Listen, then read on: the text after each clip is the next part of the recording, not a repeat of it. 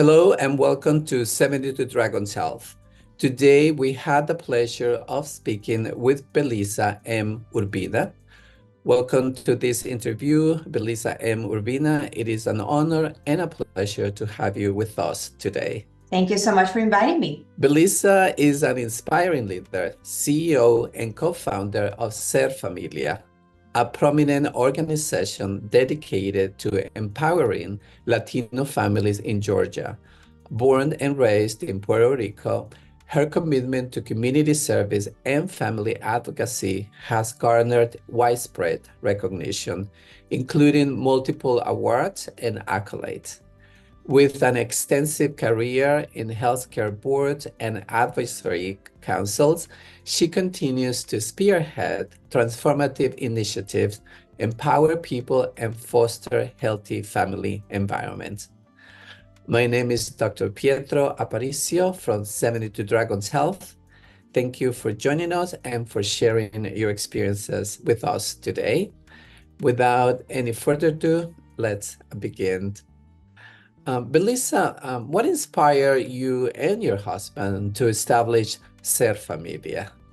While we were living in Puerto Rico, my husband and I, first of all, married as teenagers, something that I would never recommend to anyone.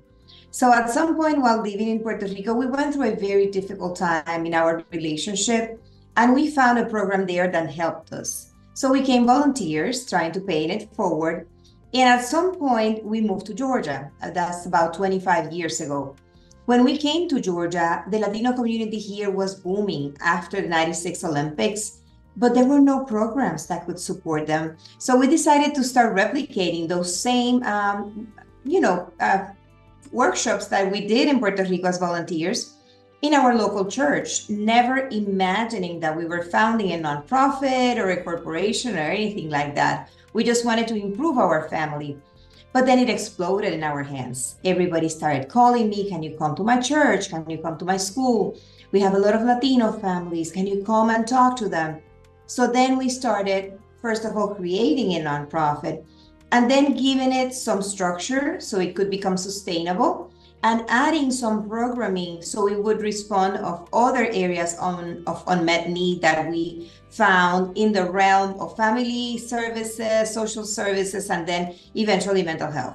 Now, Ser Familia, since its beginning, what are some of the milestones that you are most proud of, and what are some of the ongoing challenges? I guess that there have been many moments that I feel so proud to look back upon. The development of the organization, the expansion of services so we could go deeper with families. Certainly those are, great moments. Our possibility of opening additional offices. We started with just one tiny office. Now we have 5 throughout Metro Atlanta. And a very cool milestone that happened recently is that we opened our first office in Puerto Rico. So we are the first Latino organization born in Georgia, founded in Georgia, that is able to branch out of the state. I think that many of those moments that you look back, our decision to stay open during COVID, never transition to virtual services, and becoming the lifeline of many of the communities that we serve. And then just a week ago, probably a milestone that is going to be very transformative, we bought a building.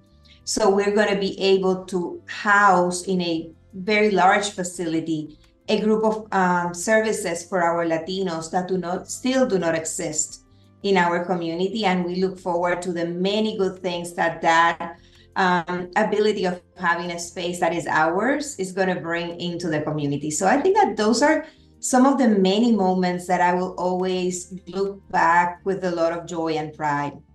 Fantastic. It's been a very impressive trajectory from its beginnings. First, congratulations on winning the Outstanding Community Organization Award from the Latino Caucus for Public Health during the American Public Health Association annual meeting 2023 in Atlanta, Georgia. In what ways does winning this award motivate and shape Ser Familia's future initiatives in serving the local community?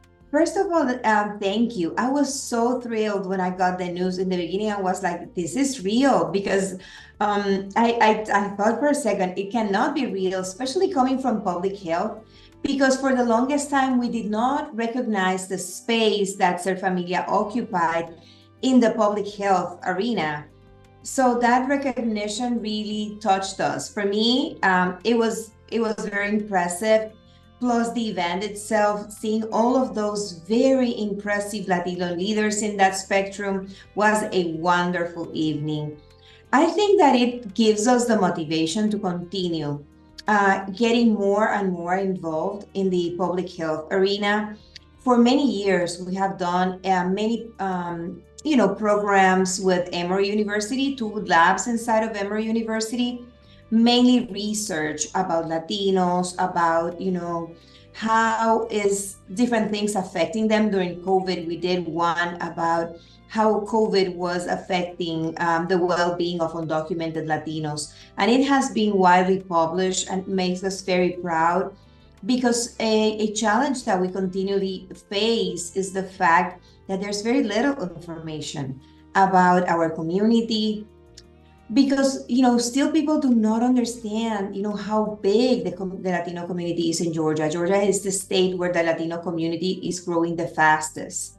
We went from being a very tiny community 25 years ago to being more than 1.1 million Latinos, and we're expected to grow to be almost 2 million Latinos in the next 15 years.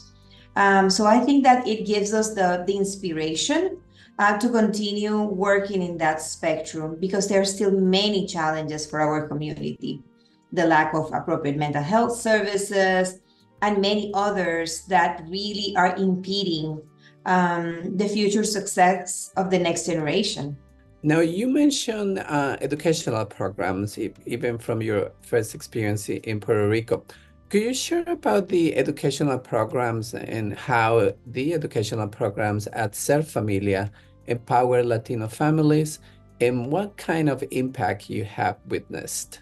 Yes, what we call the Ser Familia model is really having the ability of assess a family. We provide services from the optic of a family. The client defines who the immediate nuclear family is. So we're going to serve, those family component that the client tell us, this is my nuclear family. Then it's a combination of those psychoeducational programs that you are alluding to, parenting classes, strengthening family, couples programs that are all evidence-based. And that's important because it helps us measure our outcomes in a very scientific base. It helps families a lot from the perspective of the Latino community. Group, any service that is provided in a group mode, it tends to be very successful because our Latinos respond very well to that. Gathering together, sharing experiences. And so usually that's how families start in our model of services, in those groups. Most of the families we serve are going to get, the goals they are looking for through those programs alone. For those who need that extra help, then we have the mental health counseling component. You see a lot of good outcomes. You see parents that are able to lower their hostility level, which is a predictor of child abuse. And we're able to measure that because of the parenting scale that we use. You see kids that are able, through the SPARK model, are able to cope with the anger, the frustration that trauma has brought into their lives. So you see many, many outcomes. You see those families transform. And for me, now that I am not anymore in the services provision piece of Ser Familia, I truly enjoy seeing them every week because most of our programming happens in the evening. And then sometimes I stay late just to see them week after week, and you see they have a spring in their step. You see many of the women that have suffered domestic violence, they look different, they behave different, they have this glow of, for the first time, looking at themselves and feeling empowered and healed. Thank you for sharing. We can hear how the Ser Familia programs really have an impact on families. Now, what role do you believe community organizations like Ser Familia played in fostering family empowerment? And what future goals do you have for Ser Familia? I think that we play an important part. I truly believe in the power of partnership and collaboration. And I know it sounds like a cliche, but almost every program that Ser Familia puts together is a result of a collaboration and a partnership. So I think that as community agencies, we have the access to community, to families, to clients. So many times we can be the key of other groups, private and government, to access those families, to provide services to those families. I think that we also need to provide education to the rest of the community about our Latinos, about the many good things, that our Latino community has. Yes, we do have some challenges, but there are so many good in our families and our communities. So providing that education is important, and sometimes serving as a bridge. How do we help, especially government entities, bridge that gap? Sometimes out of fear or mistrust that exists. And we create that back and forth that in the end provides good to the rest of the community. For the future, my husband and I say that we are getting old. We started this when we were very young. We're 57 now. And I think that we have the goal of eventually retiring. I want to go home and get bored. That would be a cool goal for my future. And I think that before I'm able to do that, I not only want to leave a better organization that somebody can come and lead, but also I want to make sure that we leave a better community. We are very intent, and in this last leg of our professional career, to go and empower, smaller organizations so they, follow their own path, but they get sustainable, they get bigger, increase the number of services that are available for our families.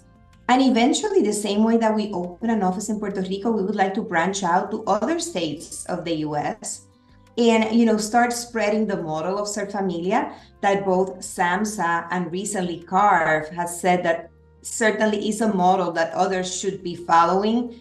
And they have praised it and awarded, several, we have won several awards because of that model. So we want to spread some of that so other Latinos through the US can benefit from that way of providing services. Thank you. Definitely, it's a model that many other organizations and families can benefit from. Belisa M. Urbina, thank you for your dedication to empowering families and inspiring others. And thank you for your exceptional leadership and tireless commitment to creating stronger, thriving communities. Thank you. Thank you, Dr. Aparicio, to you and to everybody for recognizing the work, not my work, but the work of the organization and all the staff that is behind me, and for shining a light in our Latino community and shining a good light on our community. Thank you. Great. Thank you, Belisa. Thank you so much for inviting me. Once again, I am so humbled by your support, and I look forward to continue being engaged with you and with the rest of the group. I met a lot of people the evening that I received the award, and have kept in touch with a couple of them, and I look forward to that. Great. Yeah, we look forward to staying in touch with you and see Ser Familia expanding. That's very